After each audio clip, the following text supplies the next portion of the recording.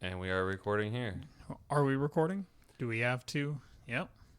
Yeah. All right. Good. All right. So, welcome back. This is the second episode of Gridwalk Weekly. Yeah, Gridwalk Weekly. We realized we never actually introduced what the podcast is going to be called. Yeah, it's called Gridwalk Weekly. Gridwalk Weekly?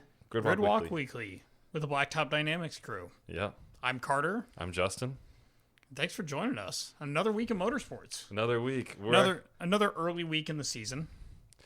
Not much going on, but enough for us to talk about. Exactly. There was a decent event that happened this past weekend. If nothing else, an introduction to an even better event this coming weekend. It's pretty much just like a teaser event, right? I mean, let's call it what it is. Yeah, but at least they've made it...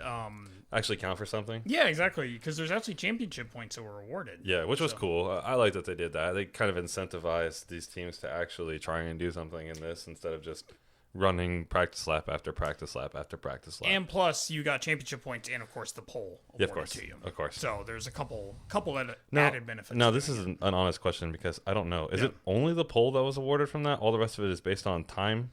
Or is it finishing is your starting grid?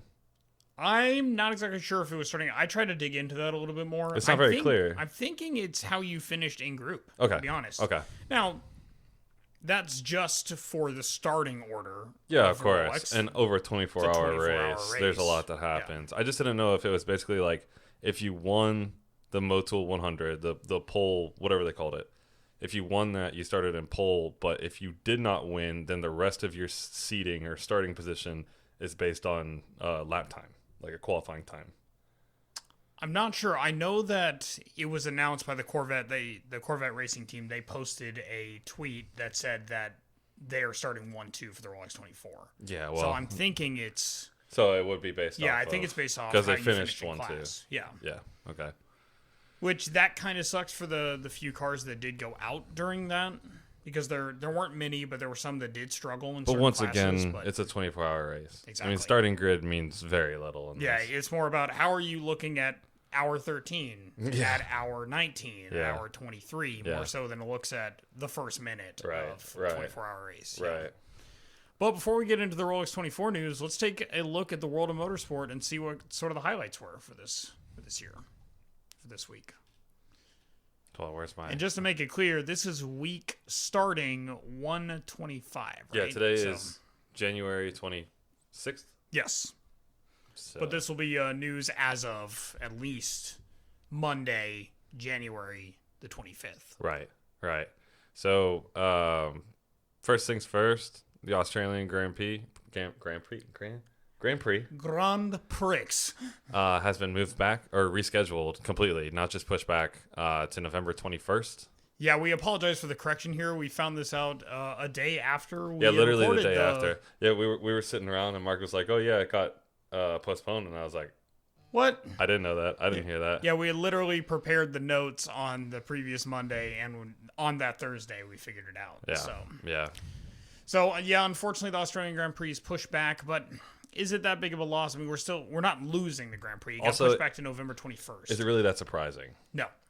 At this point. As long as they are not going to delay or postpone the season like it had been in 2020. Yeah. Like, I don't want to lose all of those world races. That's what makes Formula 1 so interesting. It does delay the season, though.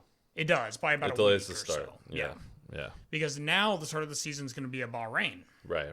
And that's going to happen on March 28th. Instead of the original, what was the original scheduling? I think it was the 21st. I think it was only like a week before. Yeah, so there wasn't going to be much change or much difference in time regardless. But I would say the biggest impact is probably that there's not going to be the traditional testing sessions held at Circuit de Barcelona, Catalunya. Right, yeah. Apparently, I'm guessing they're trying to reduce the amount of time that people are probably spending in travel, and obviously the amount of place they have to go. So it looks like they're actually going to have a testing session between March 12th and March 14th. Seems like it's still just so far away. It is definitely far away. But at the same time, by the time you get to testing, you're nearly at the season. You're 2 weeks away from the season happening, which is cool. Because usually it takes place, I think, in like February. Yeah, it usually takes place pretty early. Yeah, because I swear teams like only have like a month or so of real off season. Right. I'm sure they're we don't have a rule change yet, so they're probably just improving on the chassis that they already have. Yeah, I mean, I can't imagine that there's very much being done to these cars, especially knowing that the cars are going to have to be basically redesigned. Yeah, exactly. It's how do we, for those teams that struggled, how do we improve in the current setup? And for those that succeeded, how do you keep succeeding? Right. Like, Mercedes probably doesn't have to change their formula very much. Mercedes probably won't change their formula, and they'll probably still dominate. Absolutely. As they should. Unfortunately, as viewers, it's not going to make it very interesting. So incredibly boring, but I'm definitely interested to watch some of that testing because I want to see what kind of progress Ferrari has made. Yeah. Because especially to see Carlos Sainz behind the wheel. Of course, I don't think even if Carlos Sainz had been behind the wheel last year, we would have seen much of it. No, I mean, the issue was the car. I mean, it was the car. Bad car is bad car. Yeah. They were not competitive in that car. The car was slow. The car did not handle well. It did not have very good cornering grip. I don't know how so much can change in 1 year. I mean, I guess that's the thing with Formula One. Like they progress so much that if you spend a year like not progressing or something happens and you're behind, you just get left in the dust. Yeah, because the year before you had Leclerc almost win the Chinese Grand Prix. What? Second or third race of the year? The year before, Ferrari is as competitive as they've ever been. I mean, obviously Mercedes has been dominant still. Yeah, it's hard to usurp that. It was at least a little bit like a little more of a coin flip on who would win. Yes, and Red Bull was still right there, competing every single weekend. Yeah, which they were this year to some degree, but Max Verstappen had a bad time at the end of the season. Yeah, he got some unlucky. Did he have 2 DNFs in a row? Yeah, I know he got crashed out on lap 1 at which that was bad because that took out Stroll as well, right? Yeah, it took out Stroll and Verstappen. That was the race that Checo won, which was cool. But that was the horrible race or the wreck for Romain Grosjean. Oh, yeah, that's right. Which I realized we didn't really mention in the whole off-season thing. Yeah. Like changes for Haas in the last episode. But yes, his seat was taken by Nikita Mazepin or Mick Schumacher. I don't know who actually took the chassis. Right. But yeah, Romain Grosjean, after an illustrious career in... illustrious. That's a word. He had some success. And he also crashed a lot of people out in the middle of racing. He did have some success, but yeah. But he was known for literally crashing people. That was sort of his thing. It's kind of messed up. That's not something you want to be known for. No. It was like, you get kicked out of iRacing for that. While. Yeah, you do. Yeah, he would definitely have been reported and removed by the admins. Exactly. So, so it's a shame to see him literally go out in a... Flames? Yeah, I mean, he went blaze out of glory. Flames. Luckily, he was not. That's I don't terrible. know if it was a blaze of glory. We're glad you're okay. Yeah, how to say that was honestly something that probably should never happen in a Formula One car. I can't believe the barrier didn't stand up to that. Yeah, that is probably the most surprising because it basically sliced the car in half. Absolutely. When they took away the wreckage, I was so surprised when I saw it come out because it was just crazy. Like nothing on the front and here's the back of the chassis. Yeah, it's crazy. I mean, the fact that he survived, I mean, I guess it's a testament to the design of the new cars and the halo and all the things that people were so against, when it first came out, all the safety and stuff. But yeah, they said Halo absolutely saved his life. Oh, absolutely, because you can see his head went under the barrier. Exactly. Because the car got chopped in half and he ended up on the opposite side of the barrier. It's because they had a 2-piece design, right? Yeah, it was like a 2-piece barrier design. Mm-hmm. So because the barrier split. Right. I would imagine they will probably be upgrading to single-piece barriers. They just need more tires. Of course, they're probably like, who the fuck is ever going to crash here? Well, that's what was so strange because it was literally like a straightaway, and he just lost control. He did lose some eyebrows in that and had some third-degree burns on his fingers. But overall, he's all right. He walked away. He crawled out.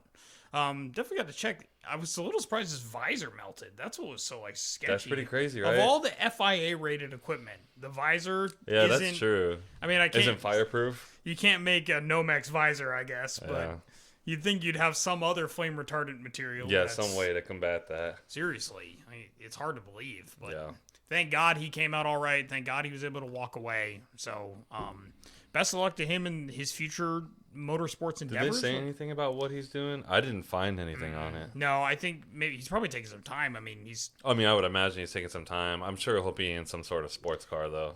Oh, yeah. Or, he actually, throughout his career, he dropped to different Formula Series. He dropped down to Formula 2. He did some other, I think he did like a Formula Renault or something like run. I feel like it's not very common that you have a Formula 1 driver leave Formula 1, or obviously not willingly, but then go back to a Formula 2 or a Formula 3 car. It was earlier in his career. It wasn't as surprising. Okay. But now that Romain, I mean, I don't know how old he is. He's got to be mid-30s, late-30s at least. Because I think he's been around in Formula 1 since he's been around for a while. Mid-late O's, probably like 08 or something. So, I mean, Formula E might be a good place for him. We've seen other former Formula 1 drivers move over to Formula E. It's growing. The cars look dope. Yeah. The chassis look dope. I know Justin is a big... I am 100% anti-electric car. You're not a fan. You even mention it, and I just turn my nose up to it, and I will admit that wholeheartedly. But at least, if anything, it's a pure spec series. Yeah. And they don't have to do the car change thing anymore, which is an improvement. Oh, you mean they got some extra strength Energizer batteries in them now? I guess so. Brought to you by Energizer. Yeah, right. So... it could be a good landing place for him if he wants to stay in the whole Formula car thing. I mean, probably, yeah. Yeah. But other than that, I'm sure he could get a WEC ride or... Yeah, in an endurance series, yeah. Yeah, I'm sure he has lots of opportunities within Europe and the FIA. Yeah. But regardless, he is out of Formula 1, and as we discussed in the last show, Nikita Mazepin takes his place in his car. So, some more fun stuff. Yeah, so I actually I was on doing my typical internet YouTube thing, and I stumbled across this, and I found it very interesting, and I wanted to talk about it, so I texted Carter, and I was like, yeah, can we talk about this? So, Vaughn Gittin Jr., which, if you're into drifting at all, Formula Drift or anything like that, you probably know who Vaughn Gittin Jr. is. He actually him and the RTR team, just recently bought an old NASCAR facility in Concord, North Carolina. Yep. It was I think it was Kenny Schrader and Rick Hendrick. It was their old building. So I mean, there's like 3 different shops in there and paint booths. And, I'm it's a pretty sure massive there's complex. a racetrack there. I'm almost positive the Speedway. I saw an unrelated post on Twitter about it was in Concord, North Carolina. About literally the facility being moved into by a new group, and it had a small racetrack at it. Oh, I don't know about that. So I watched like a tour of it on YouTube. Oh, okay. And there was no racetrack other than the fact that they're turning the parking lot into a drift track. Okay. So maybe it was but I swear it was Concord, North Carolina. I mean, how many of those NASCAR facilities are in Concord, North Carolina? There's got to be a million of them, There's right? probably a ton of them. Yeah. Reasonably. So. And maybe there is a racetrack that's not directly on site that he just has not mentioned yet or did not include in that video that I watched. Maybe so. The biggest thing that I saw was in the post, it said something about Rick Hendrick. Basically. Oh, really? That's why I was like, is it the same thing? It's in the same place. Well, maybe there is. Maybe we found out your secret, Vaughn. We're on to you. Short of so many Formula 1 teams being based right next to Silverstone, North Carolina is the other. It's for NASCAR. American Yeah, it's the same thing. Yeah. They're all just based somewhere real close to. I mean, think how many circuits were run though in North Carolina by itself. It's undoubtedly the mecca of stock car racing. Yeah. So, still, it's really cool. He's going to be professional fun having. And it's honestly really cool new location. Really cool facility. Yeah. I'm just super jealous. And reasonably, they're probably the best funded team in Formula D by far, having because they've got Ford factory support for their RTR program. So. It's cool to see some guys like that moving up because it's not like Vaughn is new to the scene. He's been around for a long time. He's a tried and true veteran, a former champion. He's a great driver. Yeah. He's just a really fun guy. Yeah, seriously. He's got a really weird ooh sound that he makes, and it's very raspy. Oh, I don't know what you're talking about. Yeah, it's like how he ends every interview. I was like, woo! But it's super raspy. I don't know if you've ever noticed that. No, I've never noticed that. But you know what? I know he does do the woo thing. He's basically a woo girl. He's basically a woo girl. But if I had a facility like that, I might be wooing too. Dude, yeah, I mean, the facility looks incredible. I mean, he did a tour on his YouTube channel. If you're interested, go and check it out. I mean, it looks awesome. And there's offices, there's a machining area, there's a clean assembly area, it's just the list goes on and on. and it's a massive facility. Yeah. I mean, it's huge. I mean, it's like a dream. So I wonder if that means that the RTR program might be expanding to do some other disciplines, other motorsports. Yeah, that'd be cool. Because I know they were involved in the Mach-E type stuff, which was more oriented. They were doing like drifting with it. No, and stuff, I think. But... No, I'm sure somebody will correct me on this if they, listen to this and this is incorrect. But when I was watching the video, he said that Kenny Schrader has a Lamborghini Super Trofeo team. Okay. And they will still be operating out of the same building. They just have a smaller, at least for the time being. It'd be really cool to see him get into something like that. Well, that would be awesome. I mean, obviously, with the Ford backing, it would be, some sort of Ford. But to see him get into some sort of racing like that would be What if he was running cool. like a, like in the lower series in IMSA? I mean, running like a Mustang or something. Yeah, no, I mean, they got cool. the Mustang GT4 program. That's in the pilot. Yeah, the Michelin Pilot Sport Group. Yeah. I mean, that fits right in the same like wheelhouse. You're running the same chassis. He knows how to work on Mustangs. He knows how to work on Mustangs. You just got to get the right seat in the car. Yeah, it's pretty cool because he was talking about how they had like an office space for basically like a product development team, like not like a merchandise development team, but like an R&D program. for the cars. Which I mean, like I said, I mean that's like a dream come true. Papadakis has been doing for a long time in drifting, right? He's the master. He is. Yeah. He 3D printed a intake manifold for the new Supra to run on Osbo's car. I mean, that's awesome. That's awesome. That's the right? dream. That's crazy. There's no need to have to tool and manufacture. You just have to have a good enough rendering program to create 3D models. You can make anything in CAD. That's awesome. And then just print it. Yeah, Papadakis is the man. I mean, the other best funded guy in Formula D. Yeah, it's basically Papadakis Racing and RTR, and then everybody else. Yeah. Still, that's awesome. I'm happy for Vaughn. I like to see that some guys in that discipline are getting some legitimate, facilities. I mean, drifting's blowing up, and it's been blowing up. It is. Of course, I mean, Formula D doesn't do it any favors. There's not a more accessible motorsport. It's true. It's true. I mean, based here in the Tampa Bay area, I mean, we've got a great place across the bay over in St. Pete where you can go and drift for $50, and they do it at least once a month. Yeah. I mean, it's a nice little paved oval. Showtime Speedway is what it's called if you're ever in the Bay Area. Yeah, it's just awesome that people can go out there and get to run what you brung, thrash your car, and have a grand old time. Yeah, so there's actually a new kind of like grassroots drift event that just happened. I think it was this past weekend or the weekend before. It was at Orlando Kart Center, and it was sponsored by Drift HQ and a couple other, I think Toge Factory, a couple other companies.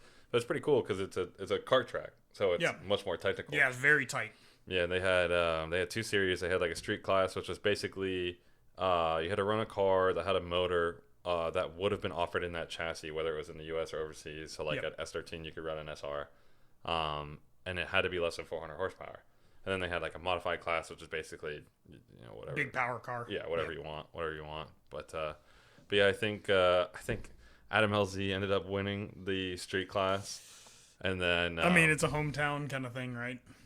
Yeah, I mean, I don't really want to get into this conversation right here, but I actually kind of like Adam LZ. No, I mean, like for the I YouTube respect car the thing, kind of like what we talked about with Cletus last week. I respect the hustle. I may not watch a lot of his content, but it's not because I don't respect what he does. Yeah, and I don't think that he's a bad driver. I think, no. I mean, for the rate that he's progressed, I mean, obviously money has a lot to do with it because, when you've got that much money, it's, easier to have seat time. Yeah. Right. But the rate he's progressed, I mean, it's impressive. It was a short Formula D season this past year. Obviously, it was just like basically 2 events at 2 locations, right? Yeah. But he made some progress. Like, he really did. Like, he actually ended up, what did he go, top 8 at least? Yeah, like the first round, both, because there was no real seating. So the first round, both events, because there was like 2 events in one weekend at the same place. Yep. He got kind of screwed by the seating because it was basically like drawing straws or flipping points or however they were doing it. Because he ended up going against like Chris Forsberg and somebody else prominent in the first round, or Frederick Osbo or something like that. And, I mean, it's going to be hard. I mean, those guys are. I mean, Frederick Osbo. I mean, he's the reason. I mean, even though I'm not a huge Osbo fan, but he's just hard to beat. Exactly, he's incredibly consistent. I mean, I remember. So I think Formula D has been the motorsport that we've been going to watch the longest together. And I remember being like irritated the first couple of years because Osbo just kept winning. Remember the TC, the Scion TC? Yes, the Scion TC, which he could not chase with. No. It was the most frustrating thing because he'd win these battles, but he was so close to what appeared to be an inactive chase. Yeah. Because his car could just, I don't know if he just was... I mean, naturally couldn't keep up. If he was sandbagging a little bit, I don't really know. But it was just so annoying. I don't know if he was really sandbagging. I'm sure the car was underpowered compared to some of the other cars in the field. I mean, it was making like 700 horsepower. It was like a 2AR turbo, so it was a 4-cylinder turbo. I do think they upped the output of that motor over the last few years. Oh, I think it's up to 1,000. I'm sure it's the one that's in the Corolla. Setup. Yep. Mm-hmm. Yeah. So... It was just it would be so irritating because all these other guys that have great pretty good lead runs and excellent chase runs, but he would still just end up winning because of his really excellent lead run. I mean, he is, just precision, looking like a surgeon out there. Yeah. Kind of like James Dean. You get some of those qualities, James Dean. Yeah, but James Dean, James Dean is the man though. James Dean can chase. He can chase, yeah. Yeah, he's a good driver. I mean, he's called the machine for a reason. He is very precise as well as he's moving around the course. So Adam LZ won the street class. So what was that event called? It was called the OKC Battle Royale. Yeah. So it's cool to see some local events. I mean, Florida's got a few things. Yeah, definitely. And there's a lot of events. We got clutch kickers up at the Panhandle. Yeah, right? Clutch kickers in the Panhandle. You've got. There's quite a few events that happen here. It's just this is kind of like the kickoff to that season. Yep. This is like the first event that at least that I'm aware of. Those actual like competition. Yep. So I'm kind of surprised that Adam LZ competed in the street class and not the modified, but I guess he's got so many cars. Well, he said on his YouTube channel that it was kind of a late decision for him to race, and he would have gone in the modified with the his E46. Yep. Or E36. Is it E36 with the 1.5 JZ? But he didn't have it ready in time, so he just took the Z out there. So, I mean, if he had brought out some more powerful cars, I mean, that's kind of what his bread and butter drifting is now. So, yeah, I don't know. I think honestly, I think he drives better in lower power cars. Yeah. I was just thinking that. I mean, he won street, obviously. It looks like it's somebody named Ben Julian won modified. Yeah. So. Yeah, he's the guy who does like the Benz Use Miata parts. Is that the guy who's like partnered with He's just friends with him. Or friends with Taylor Ray. Yeah, Taylor Ray. Yeah. That's cool though. At least you got somebody else, an up and coming kind of guy. Yeah. Yeah, that's pretty cool. Another guy who's like building is he a YouTuber as well? Or is he, no, I don't think so. No? I think he just parts out Miatas. Okay. Like I think he has like I don't know if he has an eBay store or what he does, but I know he sells Miata parts. I mean, that's pretty awesome. Like I would love to do that. Yeah, that sounds like a blast. You just get to take apart. Yeah. Cars all day. Dude, I'm really good at taking cars apart. You get to buy cars, putting them back together. Take them apart, and then get rid of them. It's like everything that I love to do. Maybe you do need a change of work. Yeah, maybe. I'm sick of selling toilets. Yeah, IT is not always everything as well. You know. Would you say that IT is not your cup of tea? You know, I'm more of a coffee guy. Me too. If that puts it in perspective. Me too. Me too. I mean, who knows? Maybe with this podcast. You could start parting out Miatas too. Yeah, exactly. Maybe with this podcast, you'll have to find a third job. We got equipment we got to buy. Yeah, I mean, right. It's tough. So, but that's still, it's a cool event that was, and honestly, having somebody like Adam LZ though is going to buff up the credibility of the event. Oh, absolutely. Undoubtedly. We'll get into it more once we get closer to Formula D season, but he's an incredibly marketable person. Yeah, I mean, seriously, like I said, I think he's a talented driver. Yeah. I think that he's progressed pretty fast, and that he's good at what he does. But from a sheer marketing standpoint, I mean, the guy's got over 3 million subscribers on YouTube. Yeah. I'm pretty sure. I mean, he it's brings ridiculous. An incredible amount of clout. Exactly. To Formula D. Exactly. Which is important to keep it growing. It's been around for a while, but it could always use more market share. There are some people who hate it though, like Jesse. Yeah, we'll have Jesse on when we start talking about. I'm sure he'll go he'll go on and on about it. Yeah, it'll be fun. But still, cool to have him there. Give some significance to the Battle Royale at Orlando Kart Center. Good stuff. So something interesting on the Le Mans front for the future. I have very mixed emotions about that. This is the whole electric car thing. But Red Bull and Orica are to supply a chassis for a new Le Mans hydrogen class. Now, it's not coming out until 2024, so there's a lot of development time that's going to go into this. But basically, kind of our first look at an electric vehicle probably that's going to run at Le Mans for a full 24 hours. See, I don't know.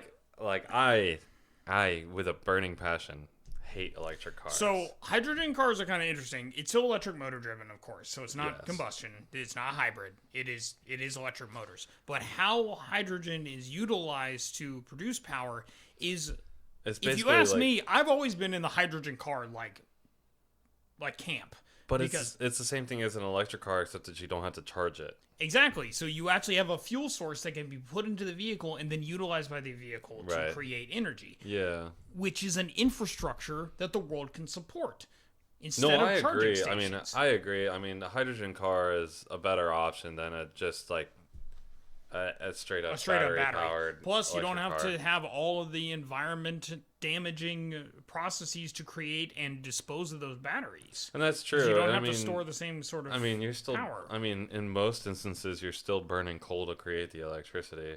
Exactly. So, I'm sure maybe I don't know, maybe burning coal is more efficient than burning gasoline in a car.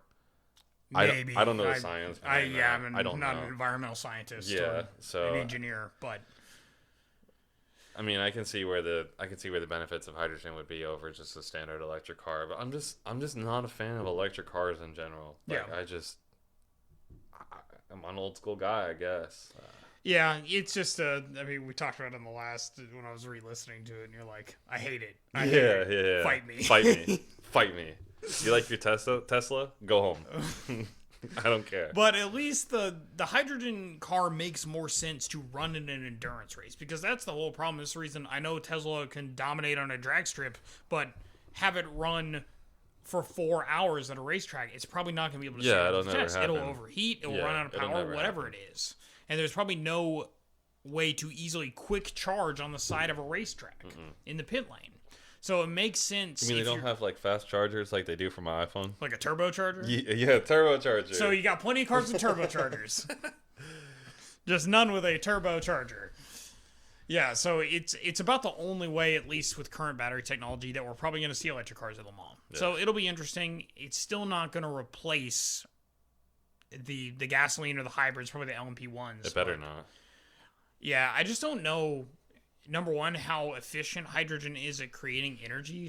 Because obviously when a Tesla is drawing straight from the battery, you get instantaneous power. Yeah. But if you actually have to reserve a fuel source to continue to run, I don't know how much power. But I think it basically works like a battery. I don't know. Like I said, when we were prepping for the show today, Carter asked me to dig a little bit more into this and see what I could find. And I told him, I was like, this is something that is going to require a lot more research on our part to see. Like, this is something that needs to, I really don't know the first thing about this other than the fact that it uses hydrogen as a renewable source of energy for an electric driven motor. Like, other than that, I don't know any of the science behind it. I'm fairly interested in it. It's the future, Justin. The future is space. Well, don't even get me started about the future of Le Mans is. No. So we can tell you that one of the bucket list things we want to do is go to Le Mans at some point. And we have to go before 2024 now. Well, it's not going to replace. We have to go LMP1s. before 2024. All right. So what we really wanted to do was to align it with the release of the new IMSA hybrid DPI, the DPI-H. So we'll probably table this whole hydrogen car thing until we get a little bit more information, and maybe we'll tie it into the Le Mans qualifying IMSA car. Because how cool would it be to watch our American endurance series cars get to go over and compete in Le Mans? No, I would love to be there for the debut race to represent America, and we can endurance race over here. We got some renowned. We got the capacity to race. We got the 24. We got the Rolex 24 at Daytona, and we got the Sebring. The Rolex 24 is world renowned, and so is the Sebring. Absolutely, it said that 12 hours of Sebring is harder than 24 hours at Le Mans. I believe it. It's because you have way less straights, and the bumps are murder. I don't want to mess with those bumps.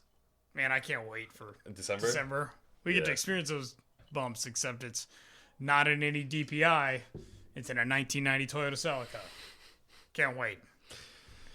Yeah. So more to come on those new cars that are going to be running in the WEC series as well as the IMSA series in a future show. So I think the only other major motorsport news around the world not really news. So Lewis Hamilton's contract is not done just yet, but it will be done. Yeah. There's zero doubts that it will be done. And Toto Wolff came out and said that a lot of the issues that they're running into is just issues that would normally be sorted out if they were able to meet in a normal situation without COVID and whatnot. There's no way that this contract situation does not get squared away. Lewis Hamilton leaves Formula One before he ever leaves Mercedes. Absolutely. Honestly, I kind of see Lewis Hamilton in this. He's going to probably win the next championship, cement his probably unbeatable records at that point, and then move on. I don't even know if he moves on to another form of motorsport. I think he becomes an advocate or something, because he's really adapting to the whole electric car thing. So he has. So it's funny, we were talking about this, and then we weren't going to talk about this on the podcast this time, but he does have one of those, the XES, the Extreme Electric Racing Series. Yeah, so he has one. Nico Rosberg has a team. Jenson Button has a team. I don't understand, out of nowhere, this electronic off-road racing series has gained some serious traction. Torque, baby. I guess, man. I don't know. Like I said, I hate electric cars. Once again, those electric cars are not probably for those shorter races. Think about a stadium super trucks. Yeah, kind of race. I mean, it's not going to be like 20, that though. 20-minute sprint races. Yeah. What I'm saying is you have a lot shorter span of races, so electric vehicles compared to the 24 hours of Le Mans, of course. I don't. You take the heart and soul out of a race car. If you want to drive electronic cars, go down to Walmart and buy yourself an RC car. Leave the gasoline and sweat for the rest of us. I'm sorry, old man. Things are just going to change eventually. And it's okay. Things are going to evolve, and then we could just do vintage racing. I don't want you all to think that I am not, electric car adverse. I'm just probably more of a realist when it comes to it. I hate electric cars. I know, you're probably not going to see me swooning over a Tesla. I'm not like that, but I understand that it's something that we're going to see, something that's going to change over time in motorsports. Apparently our ice cup idea was all the not ice perfect. kind of formed together. We're trying to figure out a better way to prepare a second drink while we're recording this podcast. Yeah, because the last podcast went really long and I ran out of drink very quickly. Yep. So this time we prepared. We're just we need an ice bucket. You know what we need? We need to move the mini fridge in here. I know. That's what I've been saying. I just can't find a good stand to put the mini fridge on. Yeah. We'll find one. Yeah, because not everybody can see all those dope stickers. I know. Everybody's got to see the dope stickers on the mini fridge. The best part. Exactly. Plus it has drinks in it. Why else would you have a mini fridge if you weren't going to put dope stickers on it? I don't want to know a person that doesn't put stickers on a dope fridge. Just like the cooler. Pretty much most things we own are just vehicles for stickers. That's why I have cars. Yep. That's why we got a van with giant windows. That's Plenty not true. Of stickers. All right, we have a van so we can camp at Daytona. Yeah, which we can't even do. No, it is just a vehicle for stickers. So I guess perfect segue. IMSA. Perfect segue. Something happened this past week that we hinted at. The Roar Before the 24 happened this past weekend. Roar. That is the practice sort of test session for the Rolex 24 in the following weekend. It normally happens far earlier in January. Yeah, it normally happens the first weekend of January. And this year they kind of turned it into kind of like a speed weeks for the Rolex 24, which is pretty cool. It'll be cooler in a non-COVID year when we can participate. But it's definitely a cool concept. Because honestly, it's the biggest event in IMSA. Yeah. So they should treat it just like the Daytona 500. Okay, so... Well, maybe not the same, but you know what I mean. Side note real quick. I never understood why Because you think about, like, people refer to the Daytona 500 as, like, the Super Bowl of NASCAR, right? Yeah. Why do they have that first? So, like, what is the inclination for people to watch for the rest of the season if they already saw the best stuff? So, that's a good point, and it goes back to what we talked about in the last podcast about awarding a championship based on points versus based on a playoff system or something like that. Right, but even if there was no playoff system, and even if the race, it still is like, why would you open up with the most prestigious race? Same with IMSA. Why would you open up with the most prestigious race? So a good contrast to what IMSA and NASCAR does is Formula One is Monaco, which is probably the most prestigious race. Right, but that's not exactly. That's what I was gonna agree with you. Or the Indy 500. Those are not the first races of the year. Exactly.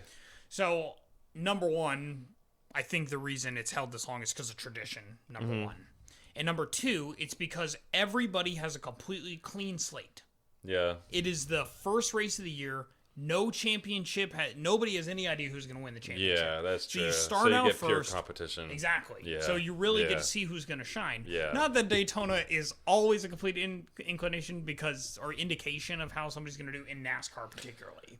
Yeah, NASCAR. I mean, even in IMSA though, because the Roval is so much different than some of the other road courses that they run on. That you can be fast on the Roval. You can have teams because you have a lot more shorter races than you have longer races. So you have teams that are going to dominate in the short races, and then they may only make it 16 hours to the Rolex 24. Yeah, but they've still got the short race at Long Beach, or Mid Ohio or something like that. So they have other opportunities to succeed. They just don't win. Yeah, no, I get that. Lengthy races. I get that. I just always found it kind of strange that they opened up with like the biggest race of the year. It's really, it seems to be something that's very specific or particular to IMSA and American NASCAR. Motorsport. Yeah. Well, Indy doesn't do it, but the Indy 500 is kind of a set date as well, so it's always been in May. I guess it really just boils down to tradition. Yeah, certainly. And Monaco has always probably been about the same rate. Le Mans is another great example. That doesn't happen at the beginning of the season. Nope. So, I mean, I'm pretty sure the 24 hours of Nürburgring happens before the 24 hours of Le Mans.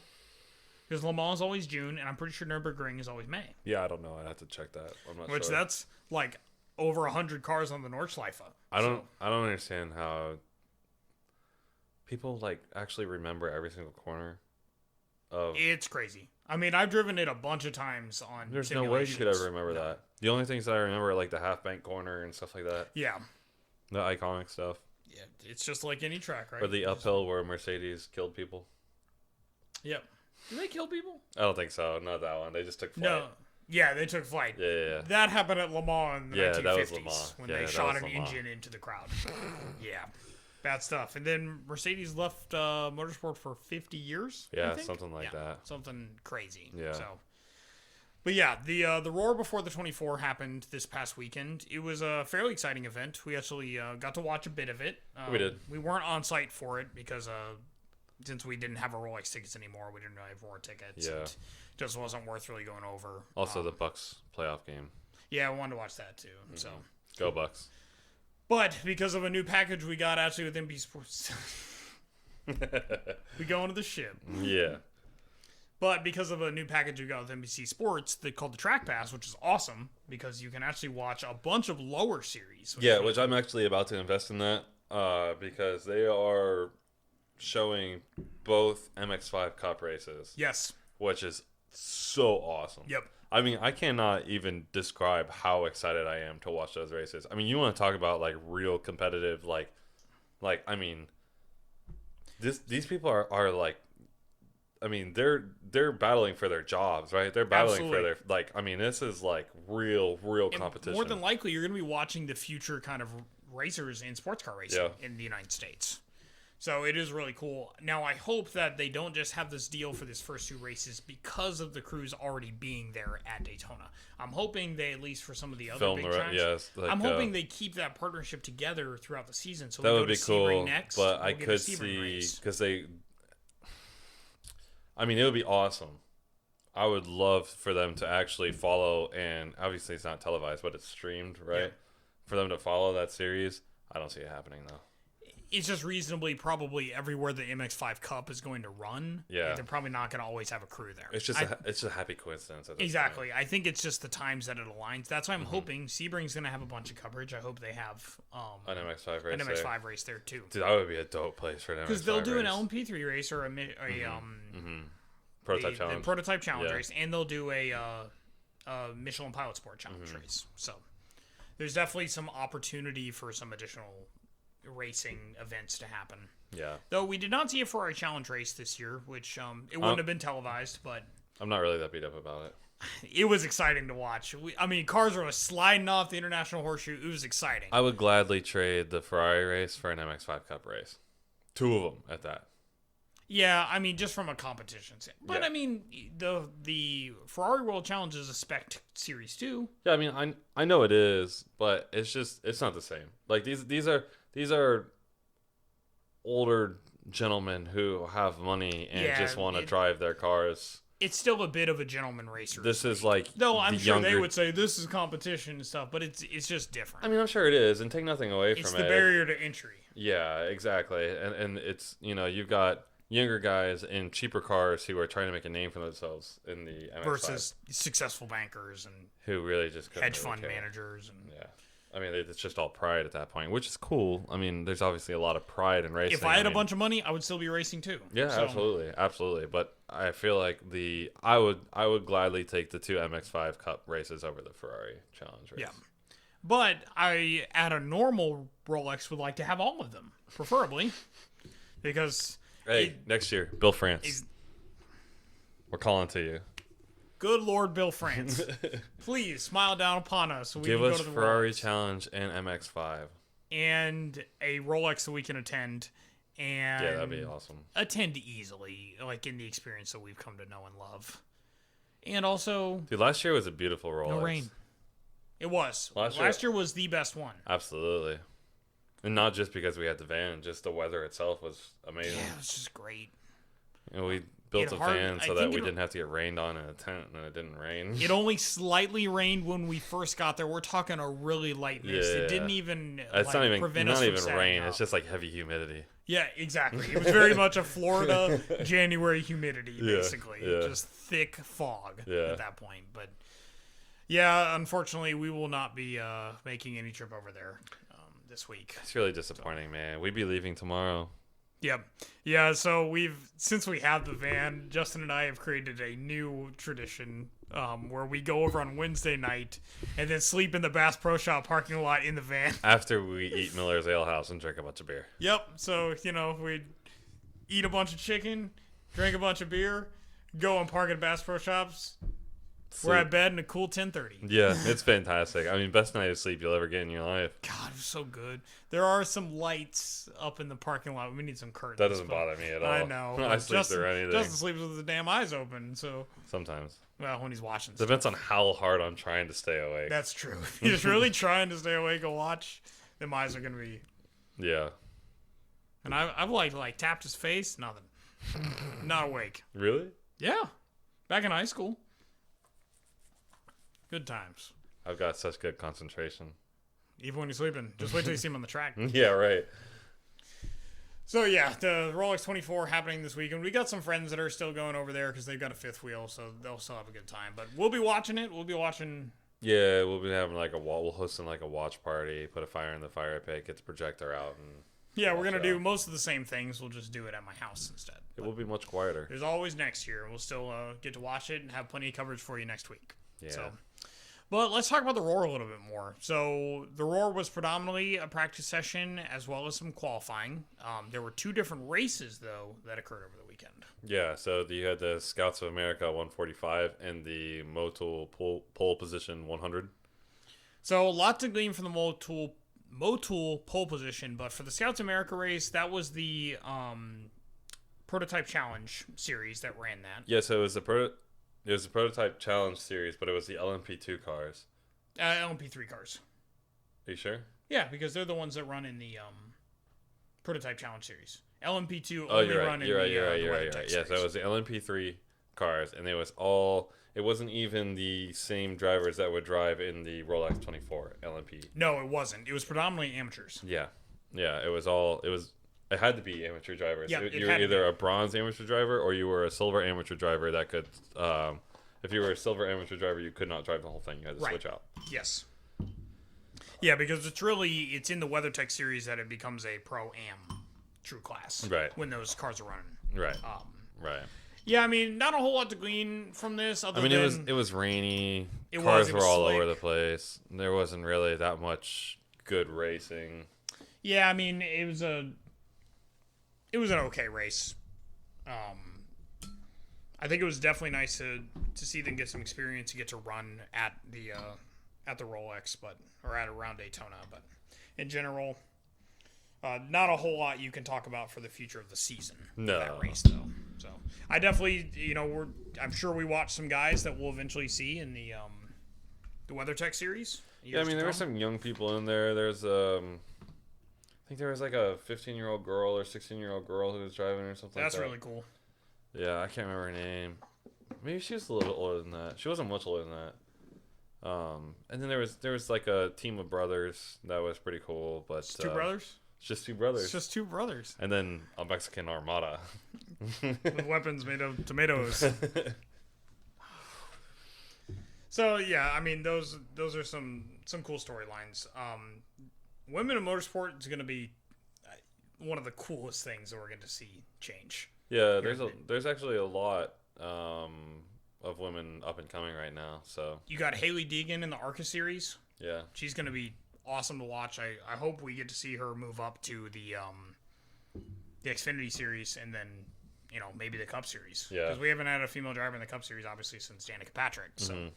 It'll be cool to see that. There's the Formula W, which is a full racing series over in Europe for Formula cars for women. And then there's the up-and-coming star in Japan. She's like 13 or 14. Oh, the kart driver?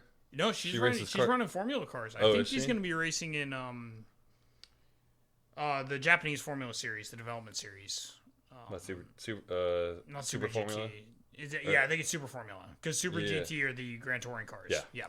So... I mean, her goal is to be the first F1 champion, the first female F1 champion. Yeah. Sorry. So that's going to be exciting to watch because she's at like 14 right now. You give her a few years. I mean, Max Verstappen started at 18. Yeah. That would be really awesome to see. I hope she moves over to European Formula. I'm sure she will. Formula 3, Formula 2, Formula Renault, just to get her some more FIA exposure. Yeah. For nothing else than exposure. Yeah. Absolutely. That would be cool to see. Yeah. Yeah, so not much more on the Scouts of America 145. It was fun racing to watch, but definitely what we can glean a little bit more from was the Motul pole position race that happened on Sunday. Yeah, which actually had some sort of like consequence to it. Like there was actual something to be won, something to be had. Yeah, decided the starting order for the Rolex 24. As well as some competition points. Now they said that this year, the competition points or championship points that was awarded for the Motul winner was the same as what a race win was last year. Wow. But this year, a race win is worth like 10 times that. Like they added a 0 to the points. I don't know. Oh wow! I don't know. I don't know if I misheard that or something, but I'm pretty sure that's what they said. A couple championship points. Yeah, no, it's not very many. Yeah. I mean, you're talking like 10 when a win is 100. Yeah, it's like in NASCAR when you win a stage. Yeah, exactly. It's one of those. Yeah. But I mean, some guys have built careers on making that sort of stuff. But IMSA does not offer a lot of stuff like that. Like I doubt they'll have something like this for Sebring or any of the other races, or even the Petit Le Mans. So yeah, this is probably like a one and done thing. The Petit Le Mans. But yeah, it's just a little Le Mans. It's a little Le Mans. But it's not even 12 hours. It's only 10 hours. 10 hours are like 40 minutes or something. Yeah. Or something goofy. Yeah. It's probably whatever those minutes are. Is that it?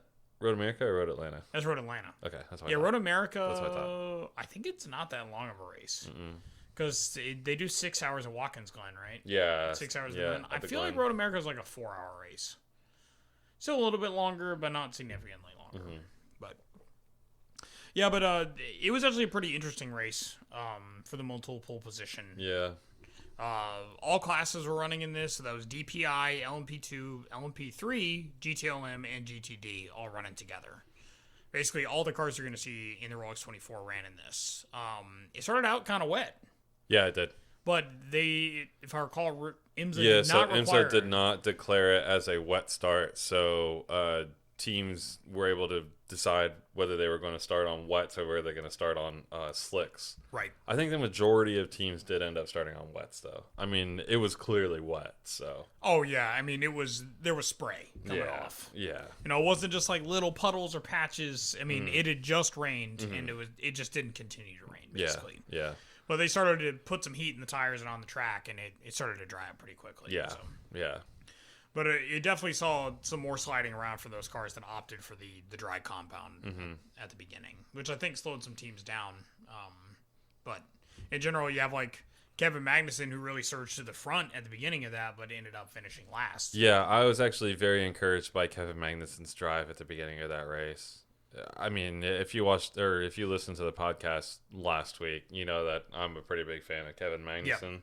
And it was very encouraging to see what he was able to do in the first portion of that race in that car. Yeah, I mean, he blew what was it, Jarvis, the Mazda car. Yep. He blew right past him. Yep. Because that car started in pole. Yeah, so the Welland car, right? Felipe Nasser's car. And Pipo Derani, yeah. And Pipo Derani, yeah, got assessed a penalty for technical violation. They were underweight. Basically, the car was underweight. So in qualifying for the Motul pole position race, they had actually taken the number 1 spot. Right. Because of that penalty, it dropped. So they were moved to the back of the grid, which put the Mazda, which was driven by Jarvis. Yep. He was in the first stint in number 1 spot, and Kevin Magnussen in the number 2. And they went a couple of laps, like maybe 2 or 3 laps with Jarvis leading, and Kevin Magnussen overtook him and was driving really well, especially in the wet conditions. Yeah, I wonder how difficult of a transition it is to switch from a Formula car to it's got to be a much easier transition than a NASCAR to a DPI, just because of the downforce. It's the package. grip. Yeah. You're not when you're driving a stock car, you're not used to the downforce and the mechanical grip that you get. Absolutely. Out of a prototype car like That's that. why you watch. Obviously, stock cars are very quick around the oval, but when they get down into the corners, they are not very quick. No, they are not. It's exciting to watch, but it's not very quick. Oh, it's fun as hell to watch. Oh, it's so much fun. Oh, that what was the race last year at it was the wet race. Yeah, it was the Xfinity series. Yes. At the Roval, the Daytona Roval. Yeah, it was. People were all over the place. They went into turn 1. Turn and 1, just sliding into the back of people. 8 cars went over to the right. Oh god, it was the best to watch. It was a shit show, but it was a glorious shit show. Yep. It was entertaining as hell, and I'm not one of those guys who likes to watch that for crashing. But but it was the first time we had watched stock cars on a road course. For the most part, at the Daytona. At Daytona, that was the first time they'd ever done it. Road America and stuff, but the first time they've ever done it. On that circuit, they did show that preview show where they ran stock cars in a reverse. Yeah, they which is crazy. Reversed, which is wild. Suspension setups would never allow for that now. Crazy changes. Even though they have different cars for ovals and road courses. Yeah. But I think we hinted on it a little bit in the last episode, like what those changes would require, like for a hybrid kind of setup. Yeah, no, I'm pretty sure that that the actual oval stock cars, they run like some sort of like modified 3-link suspension. Oh, okay. So like you have like a single link on the outside and a multi-link. I don't know. I thought I read this or watched a video on it at some point. But the suspension system is very different, and it is not balanced. It's not even. But they're still running Detroit locker rear ends. Yeah. So they still have a rear end that locks up like that, which is, can make it a little crazy. Yeah. In the rear. That's pretty cool. Especially under braking. But yeah. Yeah, it's cool stuff. But yeah, Kevin Magnussen. Yeah, they ended up finishing last in DPI during the race, but overall, the race is a lot longer than an hour and 40 minutes. Oh, really? The Rolex race is a lot longer than an hour and 40 minutes. I thought you meant the Motul race. Oh, no. It was only an hour and 40 minutes, but I'm just saying the Rolex 24 is a lot longer than that. Yeah, because I didn't get to watch the end because I was watching the Bucks game, so I didn't see how it ended. Yeah. But overall, I was impressed with his drive. I think he's going to learn a lot in his time spent in the car. I think he'll do well in that car. There's no reason why he wouldn't do well. Like I said, it's got to be much easier to make the transition from a Formula car to a prototype car than it is like a stock car. Or even a sports car is not going to have the amount of downforce that a prototype car has. Absolutely not. Yeah, I mean, it's built to be downforce. Yeah. I mean, the whole chassis is designed that way. Yeah. So it was cool. But some other results. So Kevin Magnussen finished last, but the cars that took the initial pole before disqualification ended up taking first in DPI. Felipe Nasr and Pipo Derani. In the Wellen Action Express Cadillac. Which is not really that surprising, though, because they did well last year. They kept the same team together. Basically exactly. The same car. They did add Chase Elliott, of course, to that run. But you got to have, like, your one token all-star driver, right? Yeah, of course. Well, the one driver that will only drive. Not an all-star sports car driver, but NASCAR champion. He won the NASCAR championship? Yeah. Yeah, he won the NASCAR championship last year. Congratulations to him. That was awesome. Fuck the playoffs. Been a long time coming. Yeah, but he's a good driver. He's got a hell of a lineage. I'm glad to see some success. He is a good driver, and it's good for the sport of NASCAR to have an Elliott do well. Bill Elliott was rated like most popular driver for some absurd record of time. It was like 12 years or something. Literally, he had to request to be removed from the voting. Did he really? Yes, he literally requested to be removed from the voting. Wow, that's crazy. For most popular I didn't know driver, that. So. But, I would say Chase Elliott lucked out. He didn't even drive or set the pole position time. He did not even drive in this. Yeah, and then, the headlines on the internet are like, oh, yeah, Chase Elliott's team takes... Yeah, he's already having, great success in sports car racing. Yeah, he didn't even drive in the race. Exactly. He had two very experienced guys that have been in that Wellen Cadillac for a while. Yeah. So... It's not surprising they had the success that they did. And they took pole. So obviously their car was good. It was a little underweight at the time of qualifying. But I guess they added some weight to it. Yeah. Fed some chicken tenders, some fries. And... Yep. Went over, got a mountain melt from the ale house across the street. No worries. Hey, I'm very familiar with that ale house. Oh, yeah. Not my first mountain melt. Do you think it's easier to add weight to the car or the driver? Probably the car. There's stuff called tungsten. Yeah, right. That they drop bricks of while driving NASCAR races sometimes. Yeah, of course. Why wouldn't you? And then your team manager gets disqualified. Gets a race ban. Or the head engineer, whatever. So they took DPI. The Action Express Wellen Cadillac took DPI. So in LMP2 is the Matheson Motorsports Orca LMP2. They won the championship last year in IMSA. So they had already had a significant success. Mueller Motorsports America took the LMP3 spot, so that they're running a Duquesne chassis. It was driven by Moritz Kranz and Lawrence. I'm wondering if that's missing an umlaut, maybe. Yeah, might be her. Right. You're probably right. Lawrence. GTLM, Corvette Racing, C8R, the Nick Tandy one. So Nick Tandy moved over from Porsche to and Tommy Corvette Milner. Racing. Yeah. Which we neglected to talk about that last week. I didn't realize that Tommy Milner had moved from the Ford GT car to... Oh, yeah. Yeah, which is pretty Corvette. Cool. I was a huge Ford GT fan. It's basically Corvette's picked up this, all of the team. Successful IMSA drivers in the other chassis since... Like I said, this year is Corvette's year to lose. There's no way that Corvette does not win this year. They took 1-2 it's in the qualifying huge race. Failure if they don't. Yep. Huge failure. Yeah, not that BMW hasn't had some success in previous years, but I think it's important to note that BMW took the last positions in the class. They took 5 and 6. No, BMW has not historically been very good at Daytona. No, they haven't. That hasn't been where they've seen their success. And I think it's because of a lack of top end. Yeah. Maybe. It's got to be. It's got to be. But... like I said last time, the C7R was a great race car, and it was a front-wheel drive, front-engine rear-wheel drive car, right?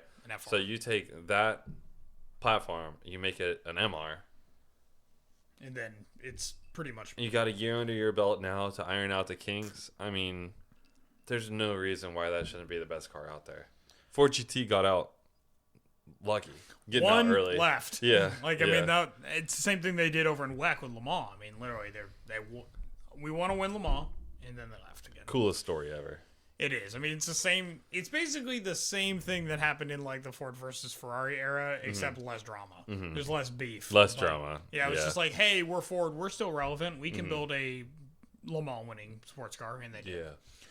At least in class. It's basically they just decide that they need to prove something. They build a car, run it for a few years, win, and then just leave again. And sell it to a bunch of celebrities. So. Yeah, you can't even get it, even if you are a celebrity. Okay. All right. So that'll be fun to cut. We'll figure that out. I can't wait for that. Justin's going to get some real experience getting to cut stuff. Yeah, I went to work on the recording setup. I still got like 4 videos to edit too. Well, you just have to decide which takes precedence. Well, I'll do this still probably won't take as long as editing the YouTube videos, though. Probably not. Yeah, I mean, the cuts will kind of suck, but once you get them lined up, it won't be that bad. Just for some context, we're trying to film so that we have some actual video to go with the podcast, and the GoPro died. Yep. Because I only have a GoPro Hero 8 and a Panasonic Lumix G7. And the Panasonic will only record for like 27 minutes before the image processor overheats. Yep. So that didn't work. Because our thing ended up being 2 hours and 30 minutes last time. Yep. So that's why it was just a thumbnail. And the GoPro made it longer because we're like square on an hour. Yep. So that's pretty good. It's better than the other, but still gonna suck to edit. Yeah, it'll take a lot to have some quirks and probably some hard cuts. At times. At least we'll probably have to decide on some cuts, or we'll invest in some different equipment. So. Yeah, there's got to be an easier way to do this. Probably the camcorder, like you mentioned. Yeah, that or just live streaming and recording a live stream. Yeah, that might be a good way to do it too. I mean, these have been going pretty smoothly. I mean, I could just create a Twitch channel. We could just record the Twitch stream. Yeah, that's true. It's not like we're stopping and cutting. We're not doing different takes or anything. It's a conversation show. Exactly. That's what we're here to have a conversation. We want to talk to you guys about motorsports. Pretty much. So, which actually be cool. If people we could like interact with people. Yeah, it'd be cool. We got the computer set up. I mean, we got the thing in here. So. Yeah, this will give us some more clout. I don't know. Drop a comment if you want us to live stream. Yeah, I'm certainly down. It'll be fun. Yeah, do it Tuesday nights. Get caught up on what happened over the weekend and what's coming up in the pretty much in the next weekend. Yeah. So we were talking about GTLM now. Yeah. And the fact that this is Corvette's year to lose. Yeah. I mean, and it kind of proves that they took 1-2 in the Motul race. Yeah. So they're going to start 1-2 on the grid. Now, does that mean a whole lot? No, but they do have a full year under their belt, and we can expect the car to probably be reliable. That's the biggest thing. They've got a full year with a new chassis under their belt. I mean, like I said, there's no way that Corvette loses this year. This is Corvette's year. Yeah, I think it'll be exciting to watch, and they got some great names behind the wheel too. They do. As I said, it's kind of that all-star team, which is cool. I like that they took some drivers from different defunct factory teams at this point. And, and they have a lot of talent. I mean, to be honest. Yeah. I mean, I'm glad that talent is not leaving the United States to go back to WEC or something, Yeah, that's one of the biggest things. That's a good point. Because America, or the United States, it's kind of IMSA or bust, to be honest. For sports car racing. Yeah, there's nothing else. Europe has lots of other opportunities, maybe not that are like really high level, but you at least have WEC, you got blank pane, you got a number of things over there. Yeah. I mean, you got British Touring Car. I mean, it's a little bit different, but it's still awesome. British Touring Car is awesome. Yeah, it is awesome. That would be something I wish we had more coverage of here. Yeah. Be able to watch. I wonder if my internet TV thing. Maybe they have a BTCC. Yeah, maybe and I've got like a Sky Sports F1 channel. Yeah. It's like just strictly F1 content.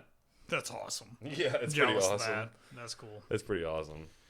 But rounding out the Motul race, the GTD class was won by Turner Motorsports, their BMW M6. Which they have a lot of experience as well. Yeah. The Turner Motorsports is somebody we've been watching this entire time, run the same chassis the entire time, too. So have they really been running the M6? They've been running the M6 the entire... Because remember, M6 was running in... I think they ran in GTLM at one point before they changed the... To the M8? Am I messing up my memory? Yeah, I don't think so. I don't think they didn't. I'm trying to remember what GTLM looked like in 2016 before the Ford GT when we first went. There was definitely a Ford GT when we first went. Oh, so maybe that was the first year of the program? Who knows? It was probably the first year of the... So maybe it's always been Turner Motorsports we've been watching in the... But I swear there used to be some white M6s that ran around, plus the Turner Motorsports yellow M6. Which this year they're running Liqui Moly livery, which looks dope. Liqui Moly livery. That's awesome. Well, it's because it kind of looks like BMW colors anyways, so it was pretty cool. Yeah, but undoubtedly one of the most experienced teams in GTD this year. And a proven chassis. Yeah. So some highlights from the overall race, some things we can glean, I think, from watching it and looking at the results. In DPI, the class should be very competitive. Yeah, it should be. When you look at the results, I mean, almost everybody finished on the lead lap, and there wasn't a significant time difference. Right. And that was, you had 3 different chassis running, right? You had Cadillac DPIs, you had the Acura, and the one Mazda. And you had the one Mazda, and Mazda finished second. Which Mazda came on pretty strong last year. Yeah, absolutely. Both the Mazda Racing and the Team Yost both had decent success. Which is kind of sad to not see Team Yost. Yeah, they always had a cool car. Mm-hmm. Were they running the red car or were they running the white car? They had the white car. They had the white car. Yeah, so the white now car. The red car Mazda was Team took Mazda. the white livery for this current year. Even though I always loved that red car. That red car was sweet. I mean, I feel like that's a classic. Like when I see that red, I just see CX-5. It's like a classic Mazda color. That's probably not the classic that they're thinking of, but yes, I agree. It's definitely like a CX-5. It's definitely like a CX-5 color, right? Undoubtedly. It's definitely like, I could buy that in a showroom, in an SUV. Yeah. But still, I think it's going to be really cool to see. I hope Mazda can really make it competitive because they're kind of the odd man out. They don't have at least in the previous years, you had 2 Acuras, you had more than that for Cadillac. Cadillac had, you had like the Visit Florida car, you had the JDC Miller. Mustang sampling. Yeah, because I think JDC Miller ran the Mustang sampling and that yellow car. Right. So they had a couple of cars. So you had like 5 or 6 DPIs in previous years and then 2 Acuras and 2 Mazdas. So Mazda's kind of the little lone wolf out there, but they're obviously still have a great power plant and chassis to be able to run with, and an experienced team at this point. Yeah. So, I mean, they were fighting for Rolex 24 victories in previous years. They were doing really well. Was it either last year or the year before? But they ended up having engine trouble. Yes. They had a fire in the middle it wasn't of the last year. It was the year before. Yeah. They had a fire, and I remember watching. I'm pretty sure it was around the time the fireworks happened because I'm pretty sure we watched it on the Jumbotron. It was on the Jumbotron. Yeah. Like from the grandstands. Yeah, maybe. Still, it was pretty sweet to see them get so close to success. But yeah, they came so close. Yeah, but they literally went down in flames. Yeah, unfortunately.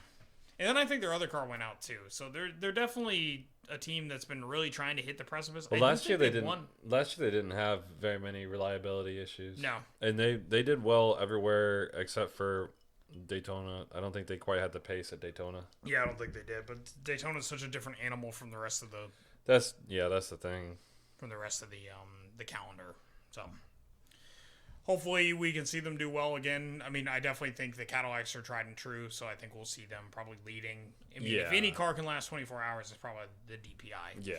And Acura has still yet to win a Rolex 24, but they probably have a decent shot. They're very good at the short races, though. And are usually in competition at the or in contention at the end of the Sebring race too. Yeah. So,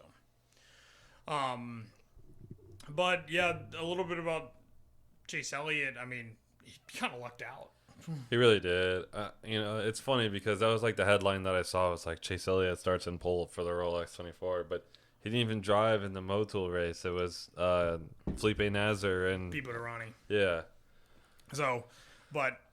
I mean, of all the guys that got to run like a special car for that race, he probably lucked out the best, to be honest. Yeah. Because you have the Ally Cadillac, which was the star car, and it didn't do as well. No. Because sometimes it's just the experience of driving an IMSA in that chassis that's just going to... Well, exactly. And especially when you're coming from a different discipline of motorsport to drive something like a prototype car. I mean, that's very different from a sports car or a stock car or something like that. So...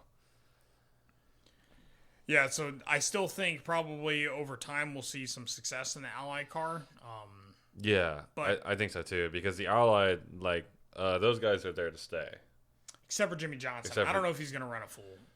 Yeah, because he's running like a modified IndyCar schedule. Yeah, so maybe there's going to be some change-ups. Maybe they have some off weekends where he can do both. We'll have to see. Yeah, I'll be interested. But everybody else on that team will be there. Yeah. And then the same with Chase Elliott. He's only going to run the 24 hours. Oh, yeah. But he could have a shot at winning. So, I mean, the Wellen cars won it before. Yeah. So, it's not like it's rare to see success from them. So. Yeah. Maybe Chase Elliott leaves with a Rolex 20. He gets a new watch. I want a new watch. Yeah, but hey, do we get one for winning Champ Car at Daytona? I don't think so. The Rolex 24 or the Rolex 14, the Champ Car Rolex 14 at Daytona. Let's get it trending, people. It's a Swiss 14. The Swiss 14. Yeah, you don't get a Rolex watch. You get the a Swiss Swatch 14. Swatch. You get an old Swatch from the 80s. That'll be sweet. I'll take what Rodney I can get. Mullen will hand deliver it to you. Yeah. I got a watch at Daytona. Yeah. I bought one at the gift shop down by the beach. Whatever. We technically can't win the Daytona race anyways. We technically cannot. Because we're an exception class. But if there are at least 5 cars, they may hand out trophies. We'll see. And they may also hand us our asses.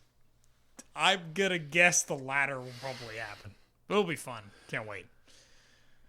So those are kind of the biggest things from DPI. LMP2, it was nice to see so many entrants running in it. Yeah.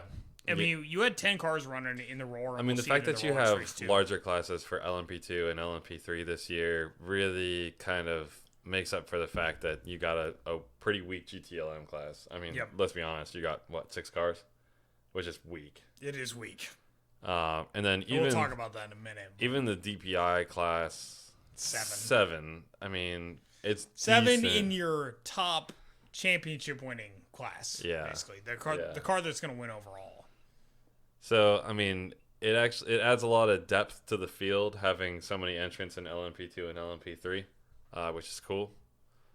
But I think it's a good thing because at least the LMP2s are they're a quick class. They're faster than GTLMs. Mm-hmm. I mean, there is definitely a speed difference between GTLM and DPI, right? So the LMP2 fits perfectly in the middle there. Mm-hmm. Now, LMP3, there might be a little bit of... Yeah, honestly, I was surprised that they ran as slow as they did.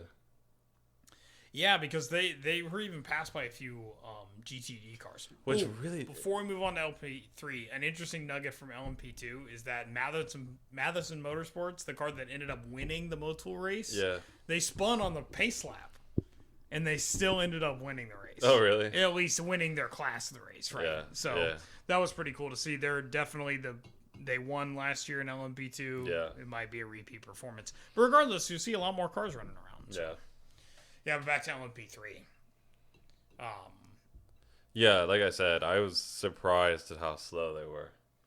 Yeah, I mean, so we knew that they were going to be slower than GTLM in testing, but didn't realize that they were going to be slower than GTD cars. Which is crazy, honestly.